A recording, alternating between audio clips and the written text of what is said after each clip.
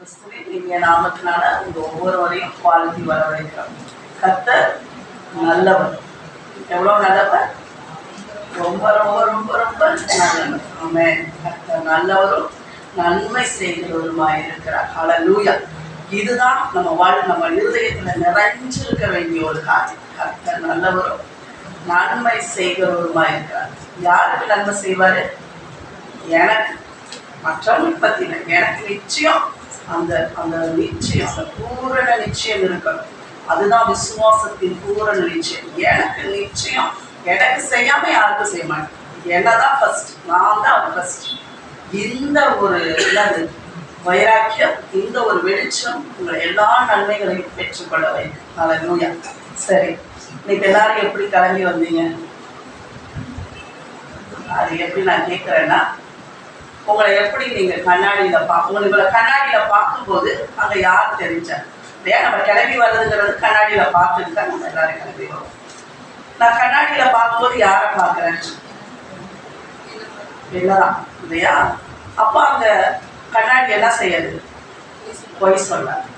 கண்ணாடிக்கு இப்போ நான் போய் கண்ணாடியில் நின்று இல்லை எனக்கு ரொம்ப குண்டாக காட்டுறேன் அப்படின்னா கண்ணாடி மேலே பிரச்சனை இல்லை, என் மேலே தான் பிரச்சனை.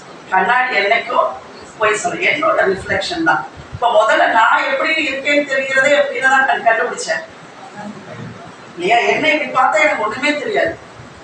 என் கண் எப்படி இருக்கு, என் மூக்கு எப்படி இருக்கு, என் வாய் எப்படி இருக்கு, நான் யாருன்னு தெரிகிறதே எப்படிதான் தெரிஞ்சுக்கிட்டேன்? கண்ணாடியில் பார்த்துதான். ஈவன் யாராவது சொன்னா கூட இப்படிதான் நீ இருக்கன்னு சொன்னாலும் கூட என்ன பண்ண முடியாது, என்னன்னா பொறுமையாக பார்க்கவே முடியாது. கண்ணாடி மட்டும்தான் எனக்கு கம்ப்ளீட்டா நான் யாரு, என்ன சைஸ்ல இருக்கேன், என்ன நேரத்துல இருக்கிறேன், என் குடும்பம் என்ன, வடிவம் என்ன, என்னோட அழகு என்ன, எல்லாத்தையும் காட்டுறது என்னது? கண்ணாடி. கண்ணாடி பொய் சொல்ல. சொல்லுங்க, கண்ணாடி பொய் சொல்ல. இந்த வேதமும் கண்ணாடி தான். ஹல்லேலூயா. இந்த வேதமும் கண்ணாடி தான். இந்த வேதம் பொய் சொல்ல. ஹல்லேலூயா. இந்த வேதம் எதற்கு கொடுக்கப்பட்டிருக்கு அப்படின்னா, என்ன பார்க்கணும், என்ன பார்க்கலாம் அப்படிங்கிறத விட நான் யாருங்கிறத தான் இந்த வேதம் எனக்கு சொல்லி கொடுக்குது. நம்ம எல்லார்கிட்டையும் வேதம் இருக்கு. எனக்கு பெரிய பைபிளே இருக்கு. எல்லார்கிட்டையும் வேதம் இருக்கு. நம்ம வேதத்தை எப்படி பார்க்குறோம்? இன்னைக்கு அதை நம்ம கொஞ்சம் அதை பார்க்க போகிறோம். ஆண்டவர் எப்படியா நம்மளை பார்க்க வைக்கிறார் அப்படிங்கிறத விட வேதம் என்ன பார்க்க தான் கொடுக்கப்பட்டிருக்கு. எல்லாரும் சொல்லுங்க, வேதம் பைபிள் என்ன பார்க்கறதுக்கு தான் கொடுக்கப்பட்டிருக்கிறது. ஹல்லேலூயா. இந்த வேதத்தை நீங்க எப்படி நீங்க பார்க்கும்போது அது என்னதான் பார்க்குது அப்படின்னு சொல்லிட்டு நீங்க பார்த்தீங்கன்னா நிச்சயம் வாழ்க்கை மாறி. இப்ப நம்ம கிட்ட இருக்க ஒரு பிரச்சனை என்னன்னா, நம்ம எல்லாம் உண்மை சொல்ற மாதிரியும் வேதம் பொய் சொல்ற மாதிரி நம்ம நினைச்சுக்கணும் இல்லையா? அதனாலதான் நம்ம நம்ம லைஃப்லயே நிறைய சேஞ்சஸ் இல்லை. வேதம் எவ்வளோ காரியங்களை சொல்லியிருக்கு. ஏன் அதன்படி நம்ம வாழ்க்கையில் இல்லை? ஏன்னா பொய் சொல்லுதுன்னு நம்ம சொல்லிக்க மாட்டோம். இப்போ நான் அதை எப்படி அதை யோசிச்சுக்குவேன்னா, என்னோட ஃபீலிங்ஸ், நான் யோசிக்கிற காரியம், நான் பார்க்குற காரியங்கள், இதெல்லாம் அப்படி இருக்கும்போது வேதம் சொல்றதுக்கு எனக்கு இருக்கும் சம்பந்தம் இல்லை அப்படிங்கிற மாதிரி நான் என்ன பண்ணிடுவேன், வேற மாதிரி அதை நான் பார்க்க ஆரம்பிக்கிறேன். அதனாலதான் பவுல் என்ன சொல்றாரு, கொலோசியர் எடுத்துக்கோங்க, 1ஆவது அதிகாரம் 27வது வசனம் எடுத்துக்கலாம். புறஜாதிகளுக்குள்ளே விளங்கிய இந்த ரகசியத்தில் உள்ள மகிமை ஐஸ்வர்யம் இன்னதென்று தேவன் தம்முடைய பரிசுத்தவான்களுக்கு தெரியப்படுத்த சித்தமானார். கிறிஸ்துவானவர் மகிமையின் நம்பிக்கையாக உங்களுக்குள் இருப்பதே அந்த ரகசியம். இதுல ஒரு காரியம் என்ன சொல்லப்பட்டிருக்கு அப்படின்னா, 26வது வசனத்தை நம்ம படிக்கலாம். 25ல இருந்தே படிக்கலாம். 25ல இருந்தே படிக்கலாம். ஆதி காலங்களுக்கும் தலைமுறைகளுக்கும் மறைவாய் இருந்து இப்பொழுது அவருடைய பரிசுத்தவான்களுக்கு வெளியாக்கப்பட்ட ரகசியமாகிய தேவ வசனத்தை பூரணமாய் தெரியப்படுத்துகிறதற்கு உங்கள் பொருட்டு தேவனால் எனக்கு அளிக்கப்பட்ட உத்தியோகத்தின்படியே நான் அந்த சபைக்கு ஊழியக்காரனானேன். ஆமா, இந்த இடத்துல அவர் என்ன சொல்றாருன்னா, ஆதி காலங்களுக்கும் தலைமுறைக்கும் ஒரு காரியம் மறைக்கப்பட்டுட்டே இருந்துச்சு. அது அவங்களுக்கு வெளியாக்கப்படவே இல்லை. அது ஒரு மறைப்பொருளாவே இருந்துச்சு. ஆனா இப்பொழுது அது மறைவா இல்லை, அது வெளியரங்கமாக்கப்பட்டுருச்சு. அந்த வெளியரங்கமாக்கப்பட்ட அந்த ரகசியத்துக்கு நான் ஊழியக்காரனா தேவனால நியமிக்கப்பட்டிருக்கிறேன் அப்படின்னு சொல்றாரு. அந்த ரகசியத்தை உங்களுக்கு எல்லாம் அது ரகசியமாவே வாழ்க்கையிலலாம் இராதபடிக்கு அதை ஆண்டவர் புறஜாதிகளாகிய நமக்கு எல்லாருக்கும் அது தெரியப்படுத்தும்படியாக அவர் என்ன ஊழியக்காரனாக, சரீரமாகிய சபைக்கு ஊழியக்காரனாக என்ன ஏற்படுத்தி இருக்கிறார் அப்படின்னு சொல்றாரு. அவர் அதை சொல்லிட்டு அவர் என்ன சொல்றாரு, அந்த ரகசியம், அந்த 27வது வசனம், அந்த அந்த ரகசியம் என்ன அப்படிங்கறது தான் அவர் அங்க வெளியே காட்டுறார். புறஜாதிகளுக்குள்ளே விளங்கிய இந்த ரகசியத்தில் உள்ள மகிமையின் ஐஸ்வர்யம் இன்னதென்று தேவன் தம்முடைய பரிசுத்தவான்களுக்கு தெரியப்படுத்த சித்தமானார். ஆமென். இப்ப என்ன பண்ணினாரு, புறஜாதிகளுக்கு அதை வெளிப்படுத்தணும் அப்படின்னு சித்தம் பண்ண போது அதை நான் தெரிந்து கொண்டு உங்க ஒவ்வொருவருக்கும் நான் வெளிப்படுத்தும்படியா நான் வந்திருக்கேன் அப்படின்னு சொல்லிதான் இந்த ரகசியம் என்ன அப்படிங்கறத தான் சொல்றாரு. இந்த ரகசியம் என்ன? கிறிஸ்துவானவர் மகிமை நம்பிக்கையாக உங்களுக்குள் இருப்பதே அந்த ரகசியம். ஆமென். இது ஆதி காலங்களுக்கும் மறைக்கப்பட்ட ரகசியம். கிறிஸ்துவானவர் உங்களுக்கு, இதுதான் சுவிசேஷத்தினுடைய மேன்மையே என்னன்னா, கிறிஸ்துவானவர் உங்களுக்குள்ளே இருப்பதே அந்த ரகசியம். ஹல்லேலூயா. அதுதான் அவர் ஃபர்ஸ்ட் என்ன சொல்றாரு,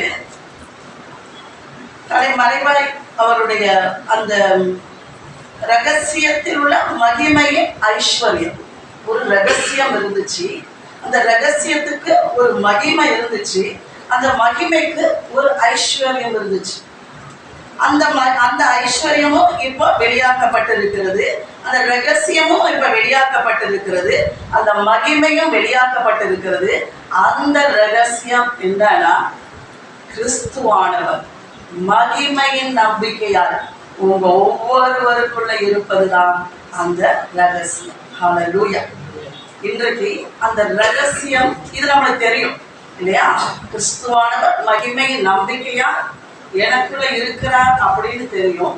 அந்த கிறிஸ்துவானவர் யார்? இன்றைக்கு அதை தான் நம்ம பார்ப்போம். அந்த மகிமையின் கிறிஸ்துவானவர், அதுதான் பெரிய பொக்கிஷம் சொல்லிட்டாரு. அது அன்பேக் பண்ணப்படாம இருந்துச்சு, இப்போ அது வெளியரங்கமாக்கப்பட்டுருச்சு. அது வெளியரங்கமாக்கப்பட்டது மட்டும் இல்ல, அதை ஒவ்வொருத்தவங்களும் தனிப்பட்ட விதத்துல அனுபவிக்கணும். அதுக்கு அடுத்த விஷயத்துல அவர் என்ன சொல்றாருன்னா, எந்த மனுஷனையும் கிறிஸ்து இயேசுவுக்குள் தேறினவனாக, வாசிங்க 28வது வசனம், எந்த மனுஷனையும் இயேசுவுக்குள் தேறினவனாக நிறுத்தும்படிக்கு அவரை நாங்கள் அறிவித்து, எந்த மனுஷனுக்கும் புத்தி சொல்லி எல்லா மனுஷனுக்கும் எல்லா ஞானத்தோடும் உபதேசம் பண்ணுகிறோம். ஆமென். இந்த ரகசியம் என்னன்னா, கிறிஸ்து தான் அந்த செய்தி, கிறிஸ்துவானவர் தான் அந்த செய்தி. அந்த செய்தியை நான் எப்படி எல்லாருக்குள்ள சொல்லணும் விரும்பினேன்னா, ஒவ்வொருவரும் அந்த சத்தியத்தை முழுமையை தெரிஞ்சுக்கணும்.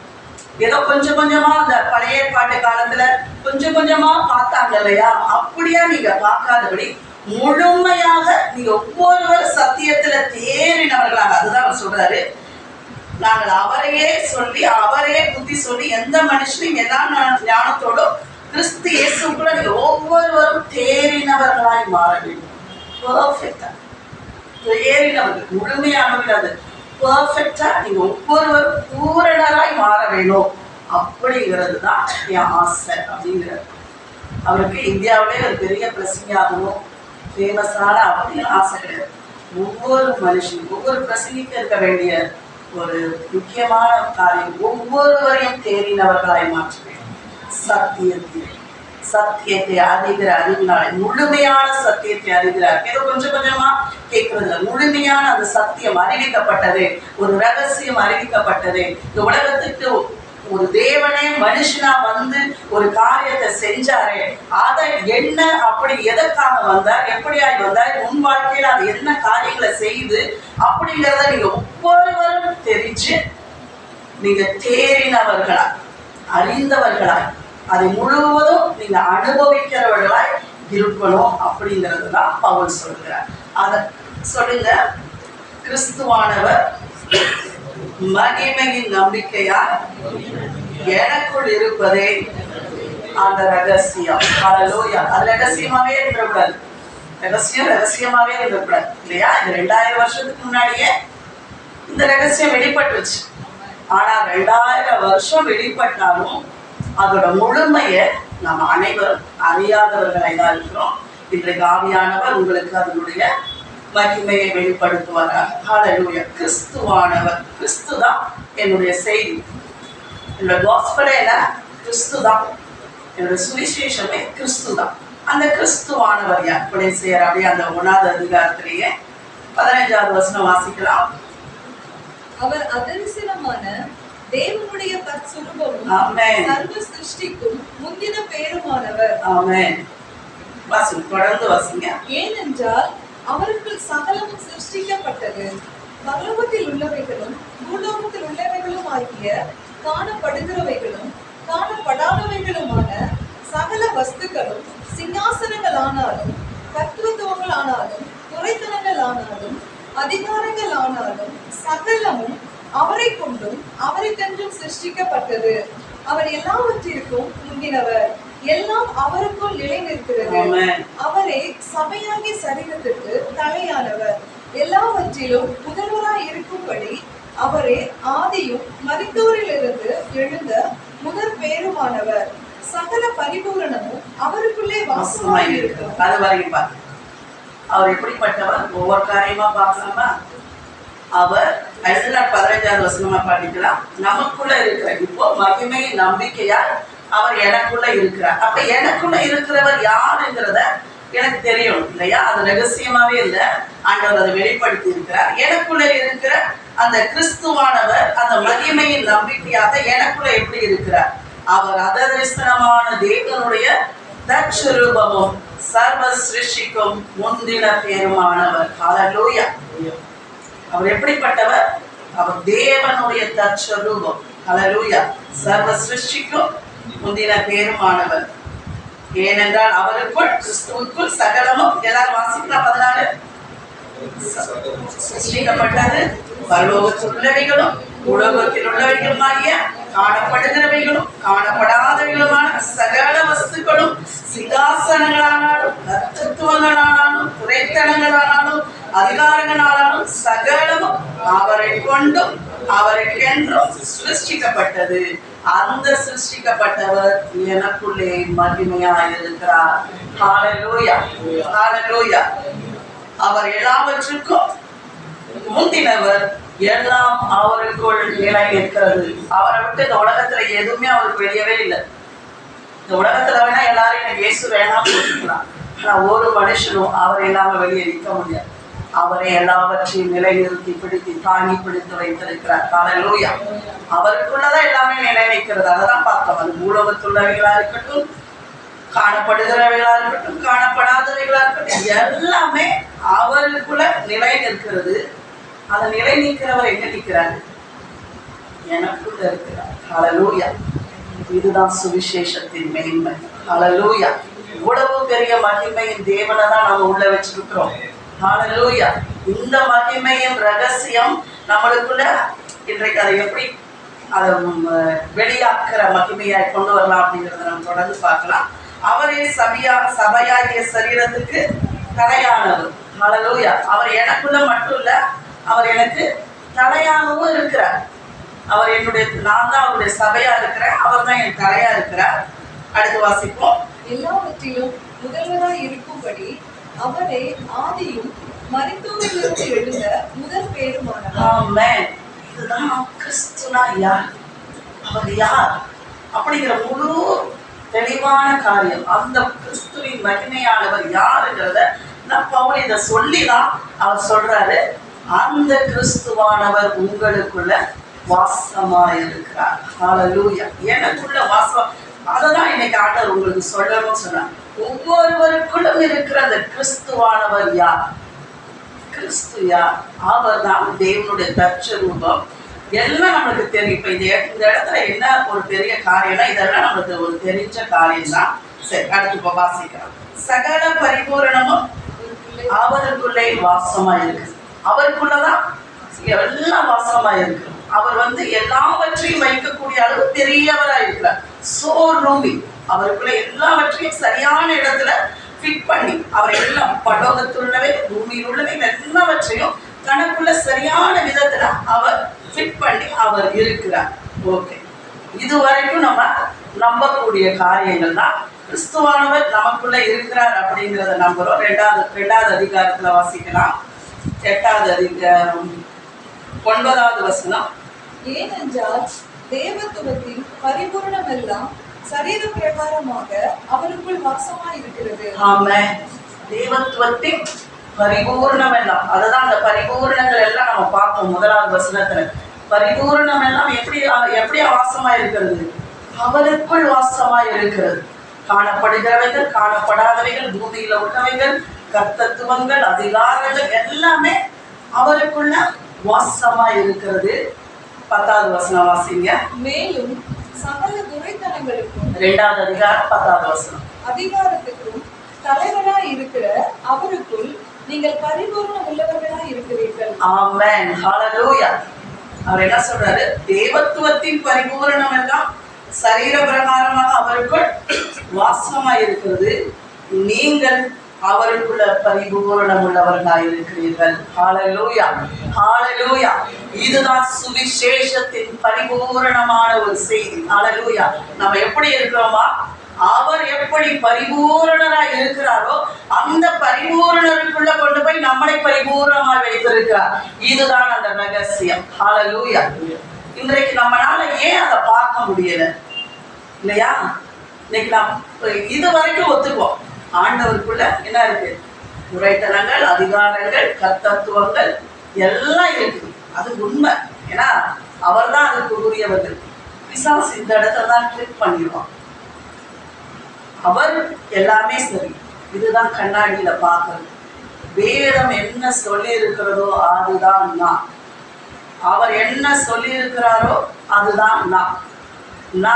இதுதான் நீங்கள் பரிபூரணம் உள்ளவர்களாய் இருக்கிறீர்கள். நீங்கள் பரிபூரணம் உள்ளவர்களாய் இருக்கிறீர்கள். இன்னைக்கு உங்க கண்கள் இந்த வசனத்தை பார்க்க, நீங்களும் பெர்ஃபெக்டா அவருக்குள்ள பூரணமா இருக்கிறீங்க. ஹல்லேலூயா. கண்ணாடி என்ன? கண்ணாடி பொய் சொல்லாது. கண்ணாடி பொய் சொல்லாது. இப்போ நம்ம இடத்துல இந்த நீங்கள் பரிபூர்ணம் உள்ளவர்கள் இதெல்லாம் என்ன வசனம்னா ஃபேக்ட், உண்மையான காரியங்கள், மாறாதவைகள். இப்ப நம்ம என்ன பண்ணிடுவோம்? இந்த மாறாதவைகளை ஃபேக்டை பிசாசு ப்ராமிஸா மாத்தி கொடுத்துருவோம். இந்த இடத்துலதான் நம்ம மிஸ்டேக் பண்றோம். என்ன பண்ணுவோம்? ஆண்டவரே நான் பரிபூர்ணப்படணும், நான் பரிபூர்ணப்படணும், எனக்கு பரிபூர்ணப்படுத்துங்க, எனக்கு நீங்க 1000 ப்ரேயர் பண்ணாலும் நீங்க பரிபூர்ணப்படவே முடியாது. நீங்க அதான் அவங்க சொல்ல வர.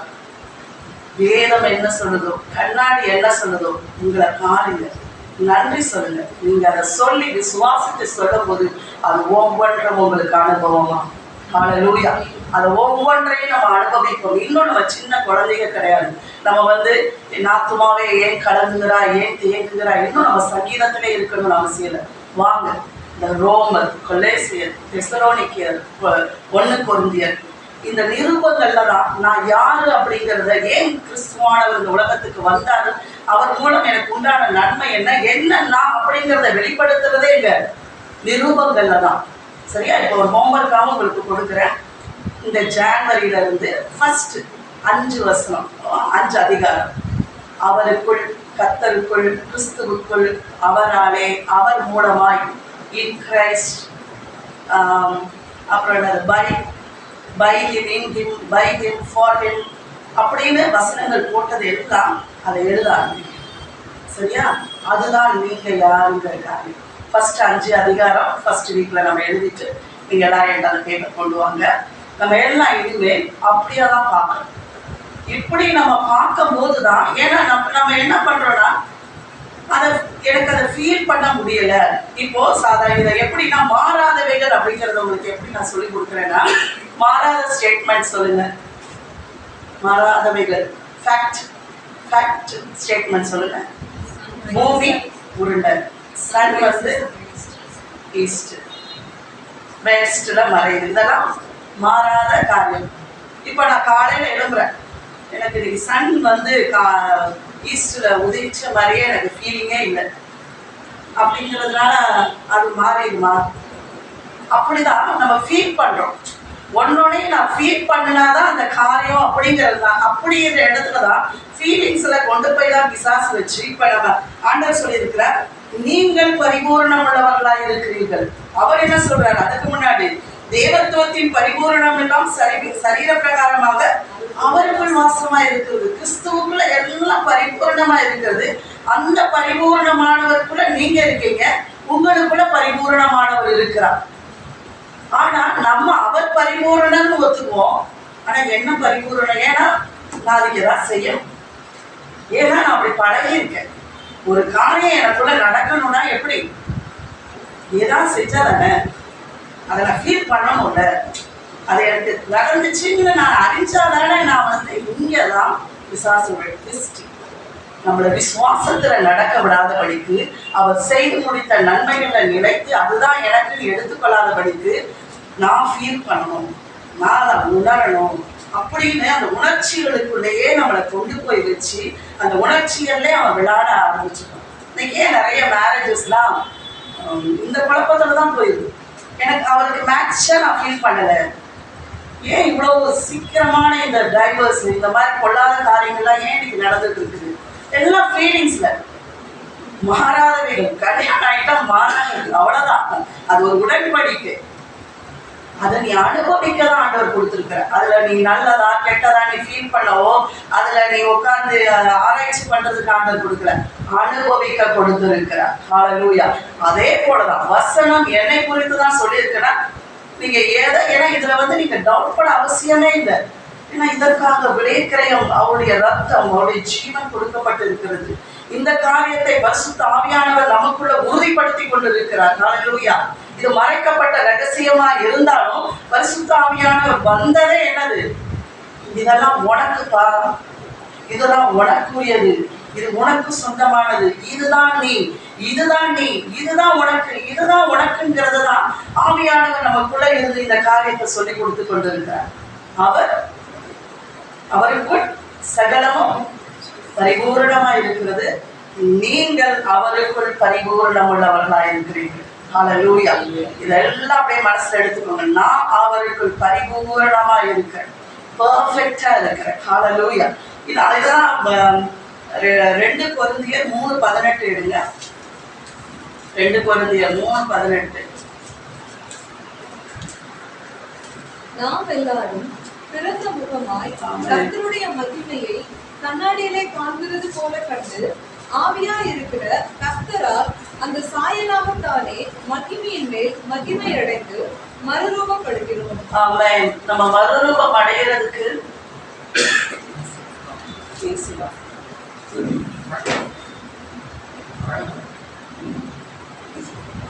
கர்த்தருடைய மகிமைய நம்ம கண்ணாடியில காண்கிறது போல கண்டு அந்த சாயலாகத்தானே மகிமையின் மேல மறுரூபப்படுகிறோம். இப்ப என் வாழ்க்கை நீ பரிபூரணமா நீ அவருக்குள்ள இருக்கணும் போது இந்த கண்ணாடியில நான் பார்க்க இந்த கண்ணாடியில என்னை குறிச்சுதான் அவர் சொல்லியிருக்கிறாருங்கிறத நான் பார்க்க மகிமையின் மேல் மகிமை அடைந்து, எல்லாரும் வாசிங்க அந்த வசனத்தை, மறுரூபப்படுகிறோம். இன்றைக்கு எல்லாம் நம்ம மறுரூபப்படுறதுக்கு வேண்டிய சீக்கிரட்டே இதுதான். என்ன பண்ணணும்? நாம் எல்லாரும் திறந்த முகமாய் கர்த்தருடைய மகிமையை கண்ணாடியில காண்கிறது போல கண்டு ஆவியாய் இருக்கிற கர்த்தரால் அந்த சாயலாகத்தானே மகிமையின் மேல் மகிமை அடைந்து மறுரூபப்படுகிறோம். ஒவ்வொரு முறையும் உங்களுக்கு நீங்க வாசிக்கும் போது உங்களை குறித்து சொல்லப்பட்ட வார்த்தைய நீங்க பார்த்துக்கிட்டே இருக்கணும். ஒரு தடவை பார்த்துட்டு போறதுனால உங்களுக்குள்ள நிலைக்காது. அது மறுபடியும் அதுக்குதான் ஆவியானவரால் உங்களுக்கு விளக்கப்படும், அந்த காரியங்கள் சொல்லிக் கொடுக்கப்படும். நீங்க அதன் உங்க வாழ்க்கை மறுரூபமாகி. ஹல்லேலூயா. நீங்க இருந்த நிலைமையில இருந்துகிட்டே நீங்க இருக்கவே முடியாது. நிச்சயமா உங்க வாழ்க்கை மறுரூபம் அடையணும்னா நீங்க கண்ணாடியில காணணும். ஒவ்வொரு நாளும் கண்ணாடி எடுத்து வச்சு என்னை குறிச்சு என்ன இனிமேல் இந்த நிருபங்களை வாசிக்க ஆரம்பிங்க. நம்ம வாழ்க்கை மறுரூபம் அடையும். இன்னும் நம்ம சின்ன குழந்தைகளை போல பால் உண்கிறவர்கள் அல்ல, நம்ம திடமான ஆகாரத்தை உண்கிறவர்களாக இருக்கணும். ஹல்லேலூயா. அது ஒரு மகிமையா இருக்கிறது. அந்த மகிமை என்ன பண்ணணும்? வெளியரங்கமாக்கப்பட்ட மகிமையா இருக்கணும் அப்படின்னு சொல்றாரு. ரோமர் 8வது அதிகாரம் எடுத்துக்கலாம். சரி, நான் சில வசனங்கள் மட்டும் நம்மளை குறிச்சு என்ன சொல்லியிருக்கு அதை நான் உங்களுக்கு ஒரு எக்ஸாம்பிளா சொல்றேன். நீங்க மற்ற காரியங்கள் எல்லாத்தையும் நீங்க வீட்டுல போய் பாருங்க. எல்லாத்தையும் நீங்க உட்காந்து எழுதி பாருங்க. உங்களுக்கு ஒரு எக்ஸாம்பிளா இந்த நம்மளை இப்ப நான் என்ன அப்படிங்கறது குறிச்சு அதை உங்களுக்கு ஒரு சின்ன காரியமா சொல்லணும் அப்படின்னு சொல்லிட்டு நான் அதை எழுதிட்டு வந்தேன். ரோமர் 4:25, 5:18 வாசிக்கலாம். சிஸ்டர் வாசிங்க. ரோமர் 4:25. அவர் நம்முடைய பாவங்களுக்காக ஒப்பு கொடுக்கப்பட்டும் நீதிமான்கள் ஆக்கப்படுவதற்காக எழுப்பப்பட்டும் இருக்கிறார். ஆமென். ஹல்லேலூயா. இந்த இடத்துல என்னை குறிச்சு என்ன அவர் சொல்லியிருக்கிறார்? நான் நீதிமான், அதுக்காக நம்முடைய பாவங்களுக்காக அவர் ஒப்பு கொடுக்கப்பட்டும் நாம் நீதிமானாகப்படும்படி அவர் எழுப்பப்பட்டும் இருக்கிறார். ஹல்லேலூயா. இப்படிதான் நான் பார்க்கணும். கண்ணாடியில நான் எப்படி பார்க்கணும்? என்னை நீதிமானாக்கிறதுபடி அவருடைய உயிர்த்தெழுதல் என்னை நீதிமானாக்கி இருக்கிறது. அவருடைய மரணம், அவருடைய உயிர்த்தெழுதல் என்னை என்ன ஆக்கி இருக்குது? நீதிமானாய் மாற்றி இருக்கிறது. 5:18. ஆகையால் ஒரே மீறுதலினாலே எல்லா மனுஷருக்கும் ஆக்கினைக்கு ஏதுவான தீர்ப்பு உண்டானது போல ஒரே நீதியினாலே எல்லா மனுஷருக்கும் ஜீவனை அளிக்கும் நீதிக்கு ஏதுவான தீர்ப்பு உண்டாயிற்று. ஆமென். அது ஒரு தீர்ப்பாவே எனக்கு உண்டாயிடுச்சு. ஏன்னா ஒரு மனுஷனால பாவம் வந்தது போல ஒருவருடைய ஒரு நீதியினால நம்ம எல்லாருமே நீதியாக்கப்பட்டோம், நீதிமான்களாக்கப்பட்டோம், நீதியாகவே மாற்றப்பட்டுட்டோம். அவர் எப்படி நீதி உள்ளவராக இருக்கிறாரோ அந்த நீதியிலே என்னை கொண்டு வந்துட்டார். ஹல்லேலூயா. இதுதான் கண்ணாடியில, இதுதான் மகிமையின் நம்பிக்கையானவர். எனக்குள்ள இருக்கிற ரகசியம் என்னன்னா, அந்த நீதிமானாய் ஆண்டவர் என்னை கொண்டு வந்து விட்டார். ஹல்லேலூயா. அடுத்து ரோமர் 6வது அதிகாரம் 14 வசனம். நீங்கள் நியாயப்பிரமாணத்திற்கு கீழ்ப்பட்டிராமல் கிருபைக்கு கீழ்ப்பட்டிருக்கிறபடியால் பாவம் உங்களை மேற்கொள்ள மாட்டாது. ஆமென். ஹல்லேலூயா. இப்ப நம்ம என்ன சொல்றோம்? பாவம் வந்துருது, பாவம் வர முடியாது. ஆண்டவர் என்ன சொல்றாரு? இப்ப நீங்க நியாயப்பிரமாணத்துக்கு கீழானவர்கள் அல்ல, நீங்க கிருபைக்கு கீழ்ப்பட்டிருக்கிறபடியால் பாவம் உங்களை மேற்கொள்ளவே முடியாது. நம்மள ஆண்டவர் எங்க கொண்டு வந்து வைத்திருக்கிறார்? மேற்கொள்ள முடியாத இடத்துல. ஹல்லேலூயா. அதுதான் இந்த இடத்துல நீங்க நல்லா யோசிச்சு பார்க்கணும். கிறிஸ்துவானவர் மகிமை நம்பிக்கையாய் எனக்குள்ள இருக்கிறார். அவர் எங்க எனக்குள்ள கொண்டு வந்திருக்கிறார்னா, அவர் பிதாமண்டை என்னை கொண்டு வந்திருக்கிறார் இல்லையா? கிறிஸ்துவானவர் வந்தது நோக்கம் என்ன? பிதாமண்டை நம்ம எல்லாரையும் கொண்டு போய் சேர்க்கிறது தான். அந்த பிதாமானவர் யார்? ஒருவரும் சேரக்கூடாத ஒளியிலே வாசம் பண்ணுகிறவர். ஹல்லேலூயா. இப்ப நம்ம எங்களை கொண்டு வந்து வச்சிருக்கிறாரு? இந்த ஒருவருமே சேர முடியாத ஒளிக்குள்ள ஒருவர் நம்மளை தொட முடியாது. அதுக்கு பாவம் எப்படி என்னை மேற்கொள்ள முடியாது? ஏன்னா ஒருவரும் சேரக்கூடாத ஒளியில என்னை கொண்டு போய் அங்க வச்சிருக்கிறவர், கிறிஸ்துக்குள்ள என்னை ரேப் பண்ணி வச்சிருக்கிறாரு. அவரை தொட்டுதான் என்னை தொட முடியும். இத்தனை காரியம் செஞ்சு பாவம் எனக்குள்ள வந்துட முடியுமா? ஏன்னா இதை அறியாமலும், இந்த வசனம் உங்களுக்கு ஒரு வசனத்தை உங்களுக்கு சொல்லணும்னு நினைச்சேன். ஏன் இந்த காரியங்கள் எல்லாம் நம்மளுக்கு புரியல? அதுல சங்கீதத்துல சூப்பரா ஒரு வசனம் எழுதியிருப்பாங்க. 82வது சங்கீதம் எடுங்க. 82வது சங்கீதம்.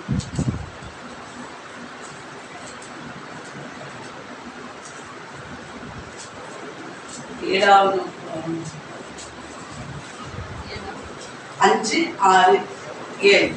அறியாமலும் உணராமலும் இருக்கிறார்கள், அந்த காலத்திலே நடக்கிறார்கள். தேசத்தின் அஸ்திபாரங்கள் எல்லாம் அசைகிறது. நீங்கள் தேவர்கள் என்றும் நீங்கள் எல்லாரும் உன்னதமானவர்கள் மக்கள் என்றும் நான் சொல்லி இருந்தேன். ஆனாலும் நீங்கள் மனுஷரை போல செத்து லோக பிரபுக்களில் ஒருவனை போல விழுந்து போவீர்கள். என்ன சொல்றாரு? அறியாமலும் உணராமலும் இருக்கிறீர்கள். ஃபர்ஸ்ட் இந்த சத்தியத்தை அறியவே கிடையாது. அறிஞ்சாலும் அப்படி அடுத்து என்னது? உணரவே நீங்க இல்லை. அப்புறம் என்னது? அந்த காலத்துல நடக்கிறீங்க. உங்களை வெளிச்சத்துல கொண்டு வந்துட்டேன்.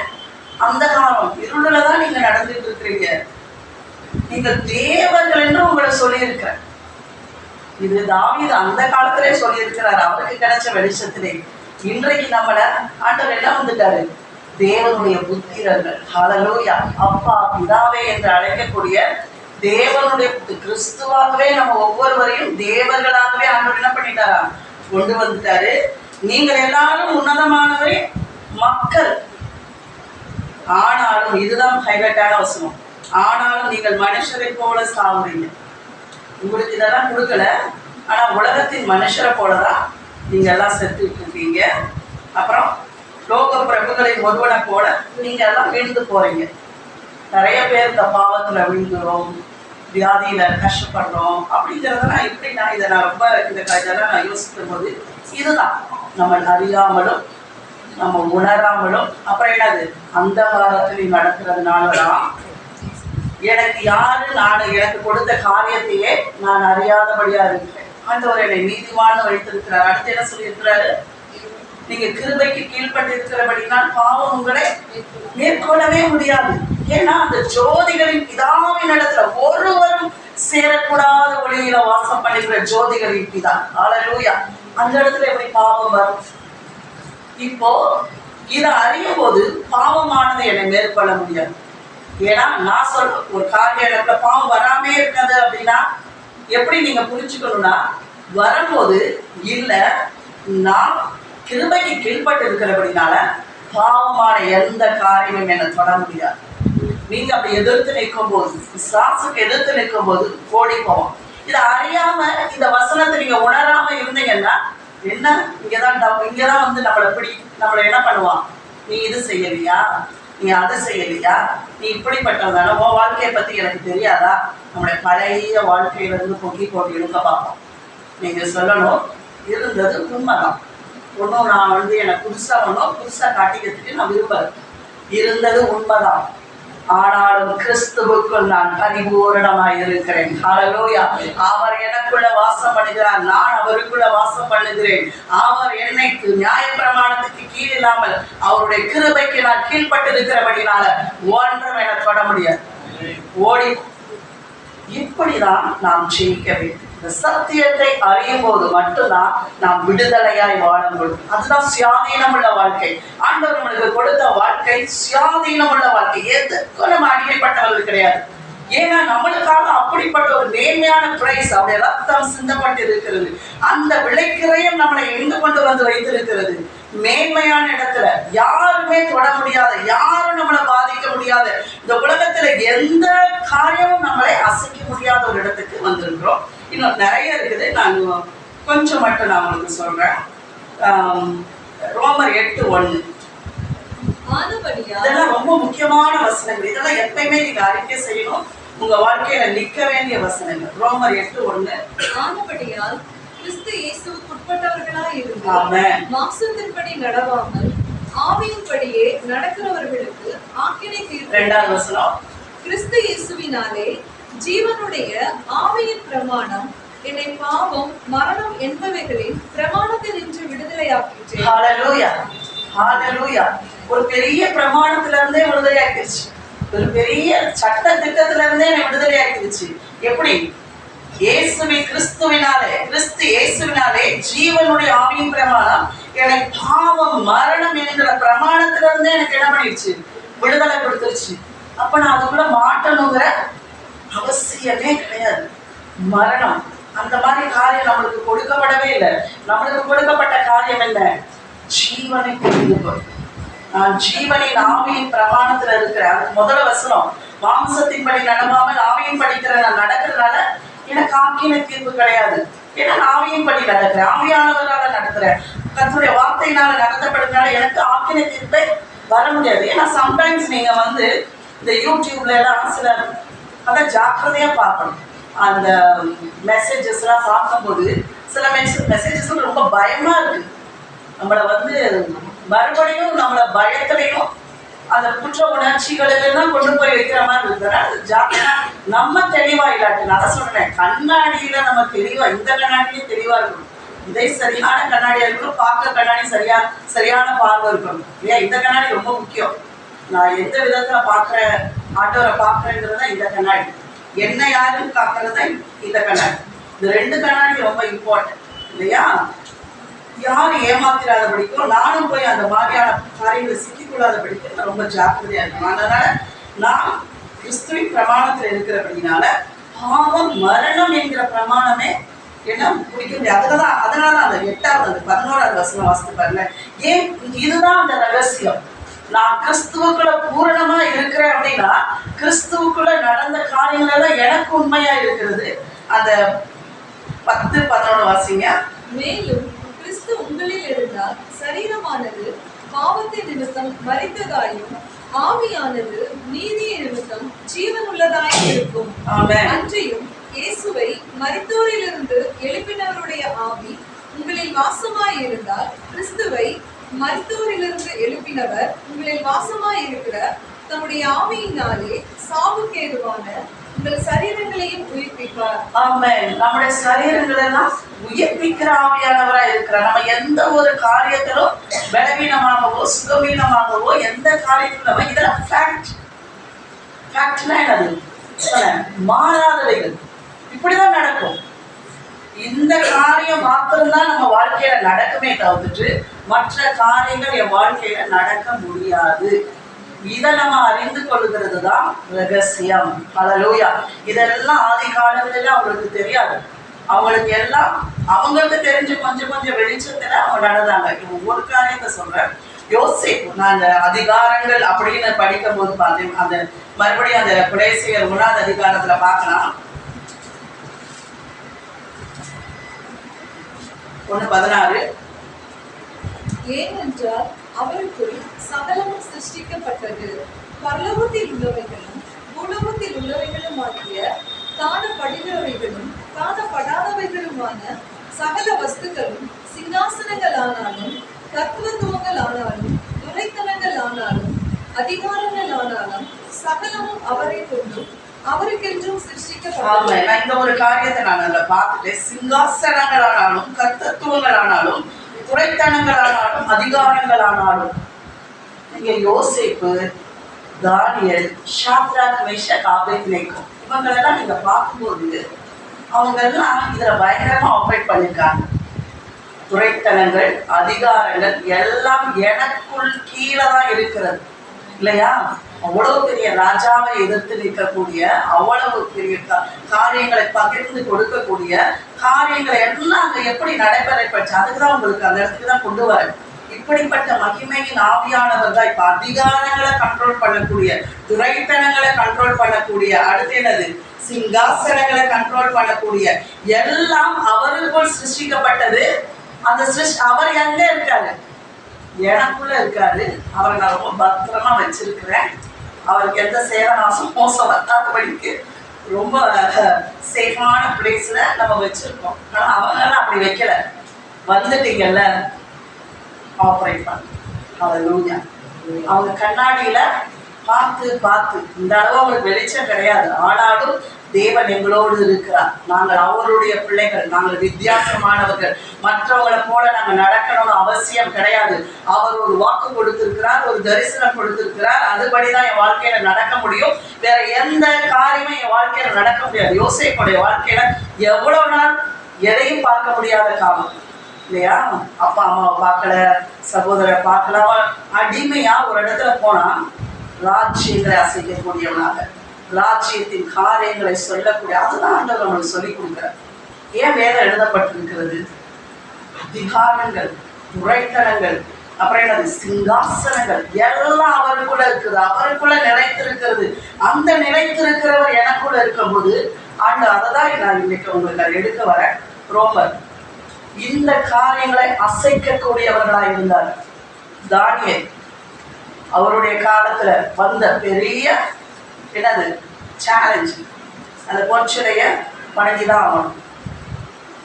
அவங்க எந்த அதிகாரத்துக்கு உட்பட்டவர்களாக இருந்தார்கள் என்பதை அறிந்திருந்தார்கள். அந்த அதிகாரம், அந்த அவங்க வாழ்கிற அதிகாரம் எந்த அதிகாரத்துக்கு கீழே இருந்துச்சுங்கிறதே அவங்க அறிஞ்சிருந்தார்கள் இல்லையா? எல்லா ராஜ்யத்துக்கும் மேலான ராஜ்யத்துல நான் இணைக்கப்பட்டிருக்கிறேன். அவர் ஒருவரை வணக்கத்துக்குரியவர். அவரையே நான் வணங்க வேண்டும், அவரையே ஆராதிக்க வேண்டும். அந்த தெளிவு இருந்ததுனாலதான் அவங்க அந்த ராஜ்யங்களை அசைத்தார். இன்றைக்கு ஆண்டவர் நம்மளை அதுதான் வெளிப்படுத்த விரும்புகிறார். உங்களுக்குள்ள அவ்வளோப்பட்ட மேன்மை இருக்கிறது. நீங்க ஒவ்வொருத்தரும் மேன்மையானவங்க. உங்களுக்குள்ள அதிகாரங்கள் இருக்கிறது, உங்களுக்குள்ள ராஜ்யங்கள் இருக்கிறது, உங்களுக்குள்ள துறைத்தல். நம்ம என்ன பண்றோம்? பயப்படுறோம்.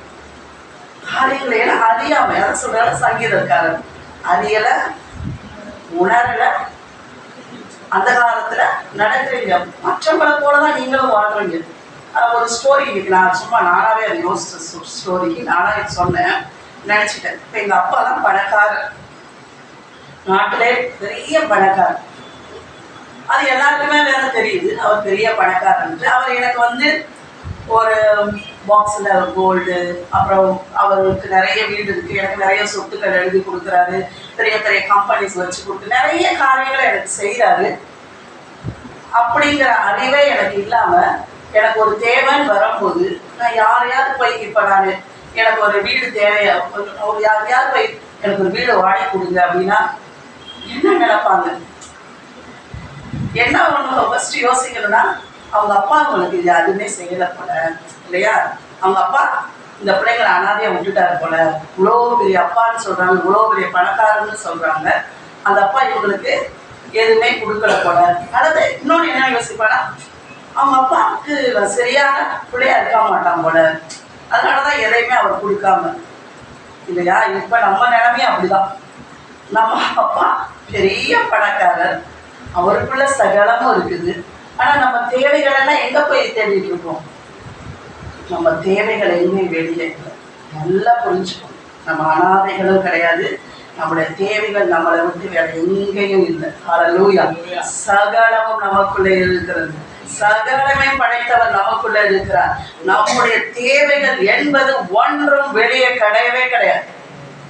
இன்னைக்கு பிசாசு நம்முடைய ஒவ்வொரு தேவைக்கும் வெளியே கொண்டு போய் அனாத பிள்ளைகள் மாதிரி, ஒன்றும் இல்லாத பிள்ளைகள் மாதிரி, நம்முடைய தகப்பன் ஒன்றுக்குமே இல்லாதவர் மாதிரி நம்மளை வச்சு இல்லையா? இப்போ நான் ஒரு வீட்டு போய் வாடகை கேட்குறேன், எங்கள் அப்பா அந்த காலனி அந்த பெரிய ஒரு அப்பார்ட்மெண்ட்டே கட்டி கொடுத்துருக்குறாரு. அப்போ எப்படி நினைப்பாங்க? எவ்வளோ அசிங்கம் நம்முடைய தகப்பனுக்கு, ரொம்ப அசிங்கம். இன்னொன்று, நான் அதை அறியவே இல்லை. இப்போ என்ன, எங்கள் அப்பா எனக்கு எல்லாமே பாக்ஸாக கொடுத்துருக்காரு, அதை அறியவே இல்லை. அதான் சொல்கிறேன், நீங்கள் அதை அறியாமலும் உணராமலும் அந்த காலத்தில் நடக்கிறீர்கள். நான் யாருன்னு கண்ணாடியில் பார்க்கறதே கிடையாது. நான் வாசிக்கிற விதமே டெய்லி காட்டி வாசிக்கிறேன் இல்லையா? கிறிஸ்தவ முறையே என்ன, அது ரொம்ப தவறான ஒரு காரியம் இல்லை. நீங்க நல்லா திருத்திக்கணும். ஆண்டவர் நீங்க டெய்லி 5 அதிகாரம் வாசிக்கலாம் அடிச்சுக்கலாம் மாட்டார், 10 பாட்டு பாடலைன்னா உங்களை அடிக்கலாம் மாட்டார். நீங்க எதை செஞ்சாலும் அது கர்த்தருக்கென்று செய்யணும், அதை உண்மையா செய்யணும், அதை உணர்ந்து செய்யணும், அதை உங்களுக்குன்னு எடுத்து செய்யணும். நல்லா புரிஞ்சுக்கணும். ஒரு வசனம் வாசித்தாலும் கண்ணாடியா வாசிக்கணும். உட்காந்து ஒவ்வொரு தடையும் வாசிக்கும் போது இந்த கண்ணாடியா எடுத்து வாசிக்கணும். பிரதிபலிப்பீங்க கட்டாயம். இப்ப நான் எப்படி கண்ணாடியில போய் நிற்கும் போது என்னோட ஒரு காரியத்தையும் பிரதிபலிக்காம இருக்காதோ அதே மாதிரி எல்லாவற்றையும் நம்மளுக்கு பிரதிபலிக்கும். 1 வீக் நான் கண்ணாடியே பார்க்கல, எப்படி இருப்பேன்? தான் இருப்பேன் இல்லையா? நான் கண்ணாடியே பார்க்காம தலை சீவிட்டோ ட்ரெஸ் பண்ணிட்டோ இருந்தால் பர்ஃபெக்டா என்ன பண்ணிக்க முடியாது. கண்ணாடி தான் என்னை சரியான விதத்துல நான் தலை சீவேன் எல்லாம். அதே மாதிரிதான் அப்பப்போ போய் பார்த்துட்டு இருக்க கூடாது, ஒரு வாரத்தை கழிச்செல்லாம் போய் பார்த்துட்டு இருக்காரு. எவ்ரிடே உங்களை கண்ணாடியில பார்க்கணும். ஆண்டவர் நம்முடைய காரியங்கள் எல்லாம் வெளிப்படுத்துவார். இன்னும் ஒரே ஒரு காரியத்தை மட்டும் சொல்லிடுறேன். இதெல்லாம் மாறாதவைகள், இதெல்லாம் நீங்க வாக்குத்தத்தமா மாறிடாதீங்க. இந்த மாறாதவைகளை என்ன பண்ணணும்? நம்ம அனுபவிக்கணும், அதை விசுவாசிக்கணும். ஆமா, மரித்தவர்களாய் இருந்த என்னையும் அவர் உயிர்ப்பிப்பார், என்னக்குள்ள மரித்து போன காரியங்கள் எல்லாம் உயிர்ப்பிப்பார். என் வாழ்க்கையில எதெல்லாம் குறைஞ்சு போயிட்டு இருக்குதோ, தோல்வியான காரியங்கள் எல்லாவற்றையும் அவருடைய ஜீவனின் ஆவியின் பிரமாணம் உயிர்ப்பிக்கும். இப்படி நீங்க எடுக்கும் போதுதான் அந்த இடத்துல இருக்கிற இருள் நீங்கும். இருள் நீங்கணும்னா என்ன ஆகும்? வெளிச்சம் வரும். இருள் நீங்கல, வெளிச்சம் வந்தோடனே ஆட்டோமேட்டிக்கா அந்த இருள் போய்தான். இப்ப நம்ம வெளிச்சத்தை கொண்டு வரணும். ஆண்டவர் இந்த உலகத்துல முதல்ல என்ன கொண்டு வந்தார்? வெளிச்சம் உண்டாக கடவுள். வெளிச்சம் வந்தாதான் என்ன இங்க எல்லா இடத்துல பிளேஸ் ஆயிருக்குங்கிறதே நம்ம பார்க்க முடியும் இல்லையா? இவ்வளவு சேர் போட்டு இவ்வளவு நம்மளுக்கு அரேஞ்ச் பண்ணி இருட்ட ஒரு லைட் இல்லாம உள்ள வர வந்தா நம்ம எப்படி வருவோம்? ஒவ்வொரு சேர் மேல மோதி கீதி எப்படி நம்ம இடத்துல கரெக்டா உட்காருவோம்? என்ன இருக்குன்னு எப்படி தெரியும்? என்னதான் இருந்தாலும் எப்படிதான் நான் எதுதான் இருக்குன்னு எடுக்க முடியும்? ஏன்னா இருள்ல இருக்கிறோம், இருள்ல நடக்கிறோம். ஆண்டவர் அதுதான் வேதனைப்படுகிறார். இது 2000 வருஷம் வெளிப்படுத்தப்பட்டுச்சு. இப்ப இல்ல இல்லையா? அது 2000 வருஷத்துக்கு முன்னையே நீங்க பூரணம் கம்ப்ளீட்டட். ஹல்லேலூயா. நீங்க முழுமையா இருக்கீங்க. உங்களுக்கு குறைவு என்பது ஒண்ணுமே கிடையாது. ஏன்னா குறைவானவர் இல்லையா கிறிஸ்து, அவர் நிறைவானவர் ஆச்சே. அந்த நிறைவானவர் தான் எப்படியெல்லாம் நிறைவானவர் இருக்கிறதுங்கிறதா அந்த வசனத்துல நம்ம பார்த்தோமே. அவருக்குள்ள இருந்து நம்ம எல்லாத்தையும் அனுபவிக்கலாமே இல்லையா? அடுத்து லாஸ்ட் அவருக்கு நிறைய இருக்கு. அதை நீங்க உங்களுக்கு தான் அந்த ஹோம்ஒர்க்கா கொடுக்குறேன். இந்த காரியங்களை நீங்க தெரிஞ்சுக்கோங்க அப்படிங்கறத நான் பாக்குறேன்.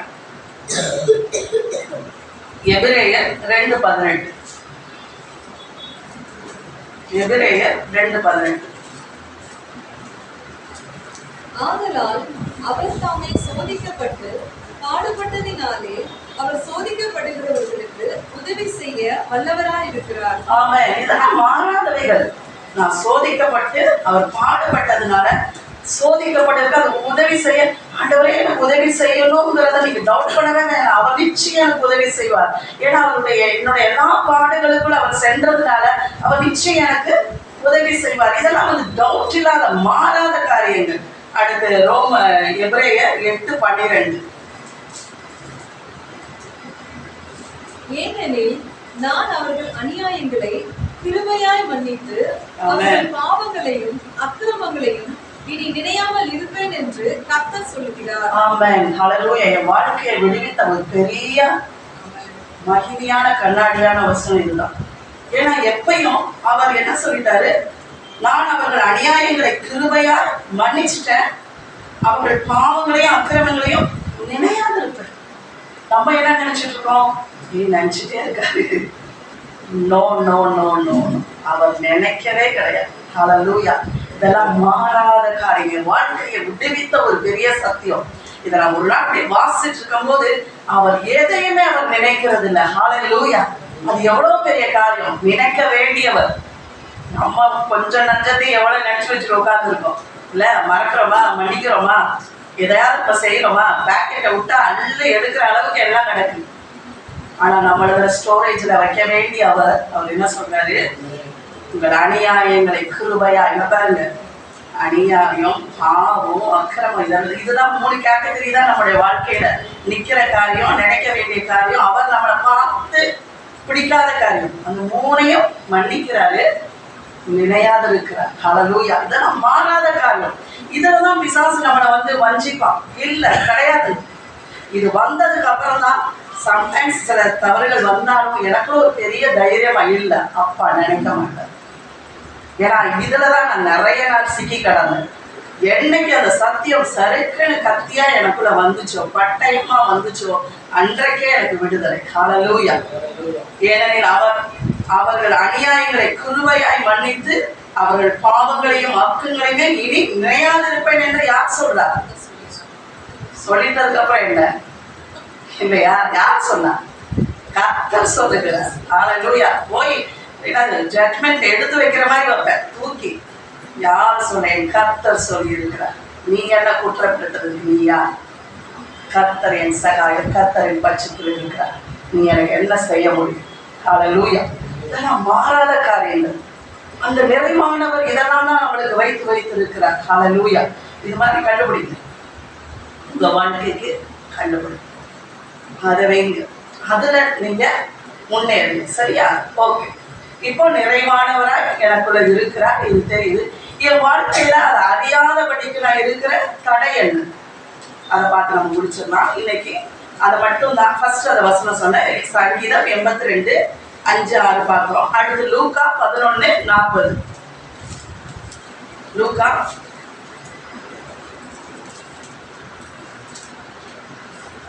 வாசிங்க.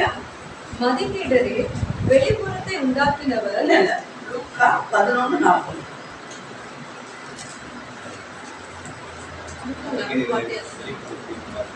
அதுதான் 10:40 வாசிங்க. இதோ மார்த்தாளோ பற்பல வேலைகளை செய்வதில் மிகவும் வருத்தம் அடைந்து அவரிடத்தில் வந்து, ஆண்டவரே, நான் தனியே வேலை செய்யும்படி என் சகோதரி என்னை விட்டு வந்திருக்கிறதை குறித்து உமக்கு கவலை இல்லையா? எனக்கு உதவி செய்யும்படி அவளுக்கு சொல்லும் என்றாள். ஆமென். செகண்ட் காரியம் என்ன? பற்பல வேலைகள் செய்வதில் வருத்தம் அடையும். இவ்வளோ பெரிய காரியம் நமக்குள்ள இருக்கு. இதை ஏன் நம்மளால அதை கண்டுபிடிக்க முடியல, ஏன் இதை நம்ம அனுபவிக்க முடியாம இருக்கோம்னா, பற்பல வேலைகள். இதை காணவே முடியாதபடிக்கு எப்பவுமே ஆல்வேஸ் பிஸி பிஸி எப்ப பல வேலைகளை செய்வதில் அடுத்து என்ன பண்றோமா? வருத்தம் அடையுது. ஹல்லேலூயா. வேலையும் செஞ்சு வருத்தமும் அடைஞ்சிட்டு நம்மளையே நொந்துட்டு, ஐயோ என்ன வாழ்க்கை, எப்படி வாழ்க்கை, ஏன் இப்படிப்பட்ட ஒரு வாழ்க்கை, ஏன் இந்த மாதிரி நான் வாழ்ந்துட்டு இருக்கிறேன் அப்படின்னு சொல்லிட்டு நானும் நொந்துக்கிறேன், மற்ற எனக்கு வருகிற காரியங்களை நொந்துக்கிறேன், இப்படியே இருக்கிறேன். இல்லை, ஹல்லேலூயா. இந்த காரியம் மார்த்தால ஆண்டவர் அதான் அடுத்த அவர் அட்ரஸ் பண்ணும்போது என்ன சொல்றாரு? மார்த்தாலே காரியங்களை குறித்து கவலைப்பட்டு கலந்து. உனக்கு தேவையில்லை. அதுக்கு அடுத்த வசனம் தான் முக்கியமான காரியம். தேவையானது ஒன்றே. ஹல்லேலூயா. இன்றைக்கு அதுதான் தேவையானது ஒன்றே. மரியாளோ தன்னை விட்டு எடுபடாத நல்ல பங்கை தெரிந்து கொண்டார். ஹல்லேலூயா. தேவையானது ஒன்றே. தேவையான காரியம் ஒன்று. என்னது? மகிமை நம்பிக்கையானவர் உங்களுக்குள்ளே இருக்கிறதே அந்த ரகசியம். Mystery one thing. இன்னைக்கு அதை தான் நான் உங்களுக்கு தலைப்பாக எடுத்துட்டு வந்தேன். அந்த ரகசியம் என்ன? கிறிஸ்துவானவர். ஹல்லேலூயா. தேவையானது ஒன்னே ஒண்ணுதான். என்னது? மகிமையின் நம்பிக்கையானவர் உனக்குள்ள இருக்கிறார். உனக்கு வேண்டிய தேவைகள் எல்லாம் உனக்குள்ளதான் இருக்கிறது, வேற எங்கேயும் வெளியே இல்லை. இந்த ஒரு திங்ல நீங்க மட்டும், இந்த ஒரே காரியத்துல மட்டும் நீங்க ஃபோக்கஸ் பண்ணிட்டீங்கன்னா மற்ற எல்லா காரியங்களும் உங்க வாழ்க்கையை விட்டு வெளியே போயிடும். நீங்க 1000 காரியங்களை குறித்து யோசிச்சீங்கன்னா இந்த மெயின் திங் உங்களை விட்டு வெளியே போயிடும். நல்லா புரிஞ்சுக்கோங்க. இங்கதான் நம்ம மாட்டிக்கிறோம். ஒரே காரியம் ஆண்டவரே சொல்லிட்டாரு. ஆண்டவர் சொல்லலாம், இதை வச்சுக்கோங்கப்பா, இதை வச்சுக்கோங்கப்பா, இது வேணும்பா, அது வேணும்பா, அது வேணும்பா, இல்லையா? அவர் என்ன சொல்றாரு? தேவையானது ஒன்னே ஒண்ணு. இந்த உலகத்துல நீ பிடிச்சுக்கணும் அப்படின்னா ஒன்னே ஒண்ணுதான். அததான் அவர் சொல்லிட்டாரு. அது எப்படியா மரியாதை கிடைச்சிருச்சு? தன்னை விட்டு எடுபடாத நல்ல பங்கியாரு இயேசு கிறிஸ்து. ஹல்லேலூயா. இந்த ஒரு நல்ல பங்கு அவர் தெரிஞ்சு கொண்டா அவளுக்கு வேண்டியதெல்லாம் எங்கேயே கிடைச்சிருச்சு? அங்கேயே கிடைச்சிருச்சு. மார்த்தாள் ஓடி ஓடி வேலை செஞ்சுட்டே இருக்கிறா. ஒரு மீனை சாப்பிட்டு முடிச்சிட்டா, இல்லையா? இதெல்லாம் சீக்கிரம். நம்மளும் ஓடி அலைய அவசியம் இல்லை. சீரியஸாவே சொல்றேன். ஆண்டவர் இப்ப நடத்தி வர பாதைகளை நாங்க பார்க்கும்போது அது எவ்வளவு உண்மை தெரியுமா? தேவைகளுக்கு ஓடுனதும் ஓடியாந்ததும் பிரயாசப்பட்டங்கள். மார்த்தாள் போலதான் எல்லா பிரயாசங்கள். எப்படிப்பட்ட பிரயாசங்கள்? பற்பல வேலைகளை செய்து வருத்தப்பட்ட பிரயாசங்கள். எதையாவது கண்டமா? நன்மைகள் அனுபவம் கிடையாது. ஆனா ஆண்டவர் சொன்ன போல முதலாவது தேவ ராஜ்யத்தின் நீதியும் தேடும்போது, தேவையானது ஒன்னொன்னு வாழ்க்கையில அந்த தெளிவு வரும்போது, அது அவர் எனக்குள்ளேயே இருந்து அந்த காரியத்தை செய்யறாருங்கிறத இன்னும் நான் தெளிவு அடையும் போது என் வாழ்க்கையில தடுமாற்றங்கள் ஒன்றுமே இல்லை. ஹல்லேலூயா. ஹல்லேலூயா. தடமாறவே மாட்டோம். இந்த மகிமை தான் வெளிப்பட வேண்டும் என்று இந்த கடைசி காலம் சொல்றோம்ல, இந்த கடைசி காலத்துல வெளிப்பட வேண்டிய மகிமை என்னன்னா, இந்த பூமி அதிர்ச்சியோ, அப்புறம் என்ன சொல்றாங்க, பூகம்பம் நடுங்குது, இதெல்லாம் கிடையாது. இந்த மகிமை வெளிப்படுகிற புத்திரர்களாய் நாம் ஒவ்வொருவரும் மாற வேண்டும். 1000 பூமி அதிர்ந்தாலும் கர்த்தர் வரமாட்டார். சொல்றேன் சீரியஸா. ஏன்னா இந்த மகிமை வெளிப்படுகிற புத்திரர்கள் வெளிப்பட்டாதான் அவர் வெளிப்படுவார். ஹல்லேலூயா. ரோமர் அந்த ஒரு வசனம் மட்டும் சொல்லி நான் முடிக்கிறேன். ரோமர் 8ஆம் அதிகாரம் 18ஆவது வசனம். ஆதலால் இக்காலத்து பாடுகள் இனி நம்மிடத்தில் வெளிப்படும் மகிமைக்கு ஒப்பிடத்தக்கவைகள் அல்ல என்று நினைக்கிறேன். அடுத்த வசனம். மேலும் தேவனுடைய புத்திரர் வெளிப்படுவதற்கு சிருஷ்டியானது மிகுந்த ஆவலோட காத்துக் கொண்டிருக்கிறது. ஆமென். ஹல்லேலூயா. எல்லா சிருஷ்டியும் தேவனுடைய மகிமை வெளிப்பட வேண்டும் என்று காத்து கொண்டு இருக்கிறது. ஒரு விதமான மகிமை காலங்கள் எல்லாம் வெளிப்பட்டுச்சு. யார்? அப்போஸ்தலர்கள் மகிமை வெளிப்பட்டுச்சு. அடுத்து தீர்க்கதரிசிகளுடைய மகிமை வெளிப்பட்டுச்சு. சீஷர்களுடைய மகிமை என்கிற ஒரு மகிமை வெளிப்பட்டு கொண்டே இருந்துச்சு. ஆண்டவர் இந்த காலத்துல அவர் என்ன வெளிப்பட விரும்புகிறார்? அந்த வசனம் மட்டும் வாசிங்க. 8:18. ஆதலால் இக்காலத்து பாடுகள் இனி நம்மிடத்தில் வெளிப்படும் மகிமைக்கு ஒப்பிடத்தக்கவைகள் அல்லவென்று எண்ணுகிறேன். 19. மேலும் தேவனுடைய புத்திரர் வெளிப்படுவதற்கு சிருஷ்டியானது மிகுந்த ஆவலோட காத்துக் கொண்டிருக்கிறது. ஆமென். தேவனுடைய புத்திரர் வெளிப்பட வேண்டும். ஹல்லேலூயா. நம்ம எல்லாரும் எழும்பி கிறிஸ்துவானவர் எப்படி இந்த உலகத்துல வந்து எல்லா காரியங்களையும் செய்தாரோ அதையெல்லாம் செயல்படுத்தப்பட வேண்டும் என்று சிருஷ்டியானது காத்து கொண்டிருக்கிறது. ஹல்லேலூயா. சிருஷ்டியெல்லாம் எப்படி இருக்குது? அது ஒரு அன்கண்ட்ரோல்ல இருக்குது. சிருஷ்டிக்கப்பட்ட சிருஷ்டிகள்லாம் தேவனுடைய சிருஷ்டிப்பை விட்டு எல்லாம் மாறி மாறி இருக்கிறது. அதையெல்லாம் கண்ட்ரோல் பண்ணக்கூடிய, அதையெல்லாம் சரியான விதத்துல செயல்படுத்தக்கூடிய விதத்துலதான் நம்ம படைக்கப்பட்டிருக்கிறோம். அந்த மகிமை வெளிப்பட வேண்டும் என்று சொல்லிதான் கிறிஸ்துவானவர் மகிமையின் நம்பிக்கையால் நமக்குள்ளே வாசம் பண்ணுகிறார். ஹல்லேலூயா. ஹல்லேலூயா. எனக்குள்ள வாசம் பண்ணுகிறதுக்கு ஒரு நோக்கம் இருக்கிறது. ஏன்னா நான் தேவ புத்திரனாய் வெளிப்பட வேண்டும். நான் தேவ புத்திரனாய் வெளிப்படும் போது மட்டும்தான் இப்ப நடக்கிற எந்த அசம்பாவிதங்களும் நடைபெறாது. ஹல்லேலூயா.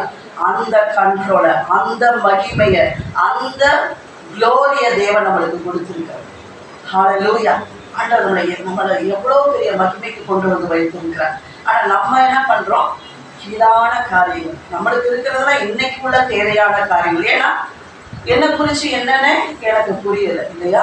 தேவ புத்திரர்கள் வெளிப்பட வேண்டிய காரியம். அந்த தேவ புத்திரர்கள் ஏன் வெளிப்படணும்னா, இந்த சிருஷ்டியானது எல்லாம் எப்படி இருக்கிறது? குழம்பி போய் இருக்கிறது, அடிமைத்தனத்துல இருக்கிறது. ஆதாம் சிருஷ்டித்த போது, ஆதாமுக்கு சிருஷ்டித்த ஆண்டவர் இந்த உலகத்தை படைச்ச போது இதெல்லாம் இது எந்த மெஸ்ஸப்பும் கிடையாது. எல்லாம் பெர்ஃபெக்டா இருந்துச்சு, எல்லாம் சரியான விதத்துல இருந்துச்சு. அந்த இடத்துக்கு நம்ம எல்லாத்தையும் திருப்பி கொண்டு வர விரும்புகிறார். ஹல்லேலூயா. அதனாலதான் குறைத்தனங்கள், அதிகாரங்கள், காணப்படுகிறவைகள், காணப்படாதவைகள் எல்லாம் அவருக்குள் நிலை இருக்கிறது. அவர் எனக்குள் நிலைத்திருக்கிறார். ஹல்லேலூயா. இப்ப நம்ம யோசிக்கலாம், அவரே செஞ்சு முடிச்சுட்டு போயிருக்கலாமே இல்லையா? நம்மளுக்கு அடுத்த பெரிய கேள்வி வரும்ல, இல்லை, அந்த பாஸ்டர் நம்மளுக்கு விட்டுட்டு போயிருக்கிறார். நீங்களும் என் குமாரனை போல எழும்பி கடலை அமர்த்தணும், காற்று அமர்த்தணும், குஷ்டரோகிகளை சுஸ்தப்படுத்தணும், குருடரசு கண் பார்வை அடைய வைக்கணும், பிசாசுகளை துரத்தணும், எல்லா கோணலானவைகளை செவையாக்கணும், கரடு முரடானவைகளை நேராக்கணும், பள்ளங்களை நிரப்பணும், மேடானதை தாழ்த்தணும், என்கிற எல்லா காரியங்களையும் ஆண்டவர் நம்மளுக்கு செயல்படும்படியாய் கொடுத்திருக்கிறார். அதனாலதான் சொல்றாரு, தேவனால் கூடாத காரியம் ஒன்றுமில்லை. அடுத்து உன்னையே இந்த வசனம் சொல்லி கொடுக்கிறார். விசுவாசத்தை சொல்லும் போது நீங்களும் விசுவாசித்தால் உங்களுக்கும் கூடாத காரியம் ஒன்றுமில்லை. ஹல்லேலூயா. தேவன் அப்ப அதனால அவருக்குள்ள, அவர் அளவுக்கு நீங்கள் தேவர்களா இருக்கிறீர்கள். இந்த ஒரு பாயிண்ட் பண்ணிட்டு போங்க. ஒவ்வொருவரும் கிறிஸ்துவுக்குள்ள இருக்கிறோம். அந்த கிறிஸ்து எனக்குள்ள இருக்கிறார். அவர் எல்லாவற்றையும் எனக்குள்ள நிலைப்படுத்தி இருக்கிறார். அவரை விட்டு இந்த உலகத்துல எதுவுமே அவரை விட்டு வெளியே இல்லை. அவர் எனக்குள்ள பரிபூரணமாய் இருக்கிறார். நான் அவருக்குள்ள பரிபூரணமாய் இருக்கிறேன். ஹல்லேலூயா. நான் அவருக்குள்ள பரிபூரணமாய் இருக்கிறேன். இதை உள்ளுக்குள்ள சொல்லிட்டே இருங்க. நான் அவருக்குள்ள பரிபூரணமாய் இருக்கிறேன். உங்க வாழ்க்கையில எது வேற மாதிரி வரும்போது நீங்க அதை சரிப்படுத்தக்கூடியவர்களா இருக்கணும். இப்ப நம்ம எல்லாம் எங்க நிக்கணும்னா, சரிப்படுத்தக்கூடிய இடத்துல எல்லாரும் நம்ம நின்று இருக்கணும். எழும்புவோம். இன்னும் ஒன்றும் காலங்கள் போக ஆண்டவர் அதனாலதான் தாமதித்துக் கொண்டிருக்கிறார். அவர் வருகையே தாமதித்துக் கொண்டிருக்குதுன்னா, இப்படிப்பட்ட தேவ புத்திரர்கள் எழும்ப வேண்டும். ஹல்லேலூயா. அவர் நியமித்த பணிகளை செய்யும்படியாக, அவர் எப்படியா நம்மளை ஒரிஜினல் டிசைன்ல வச்சாரோ அந்த டிசைன்ல நம்ம எல்லாரும் நின்று காரியங்களை செயல்படுத்தும். மற்றதெல்லாம் ரொம்ப சாதாரண காரியங்களை விட்டு தருது. எவ்வளோ பெரிய காரியத்தை கொடுத்துருக்கும் போது ஏன் நம்ம ஒண்ணுமில்லாத காரியங்கள்லாம் பிடிச்சிட்டு இருக்கணும்? அதெல்லாம் குப்பை. அதனாலதான் பவுல் சொல்றாரு, தன் வாழ்க்கையில இந்த மேன்மைகளெல்லாம் பார்க்கும்போது தான் சொல்றாரு, எல்லாத்தையும் நான் குப்பையாயிடுறேன், எல்லாத்தையும் நஷ்டமா இருக்கிறேன், எல்லாத்தையும் நான் தூக்கி எறிகிறேன், எனக்கு இதெல்லாம் வேணே வேணாம், இது ஒண்ணு போதும். கிறிஸ்துவானவர் மகிமையின் நம்பிக்கையா இருக்கிறாருங்கிற அந்த சுவிசேஷம், அந்த நல்ல சுவிசேஷம் சொல்லி ஒவ்வொருவரையும் பெர்ஃபெக்ட் அந்த சத்தியத்துல நான் ஒவ்வொருத்தரையும் நான் நிலைநிறுத்தணும்னு விரும்புகிறேன். ஹல்லேலூயா. அவருடைய ஆசை என்ன? இந்த ஒரு சத்தியத்துல ஒவ்வொருத்தவங்களும், அவர் பார்க்கிற ஒவ்வொருத்தவங்களும், அவர் பிரசங்கித்த ஒவ்வொருத்தரும் இன்றைக்கும் எழுதி கொடுத்து இன்னைக்கு என் மூலம் அந்த வார்த்தைகள் வருகிற ஒவ்வொருவரும் இந்த பெர்ஃபெக்ட்ல, இந்த பரிபூரணத்துல இந்த ஒவ்வொருவரும் நிலை பெற வேண்டும் என்று கர்த்தர் விரும்புகிறார். எல்லாம் கண்களை மூடுவோம். ஹல்லேலூயா, ஹல்லேலூயா. அந்த மகிமையை நம்ம கண்ணாடியில காண்கிறது போல நம்ம பார்ப்போம்.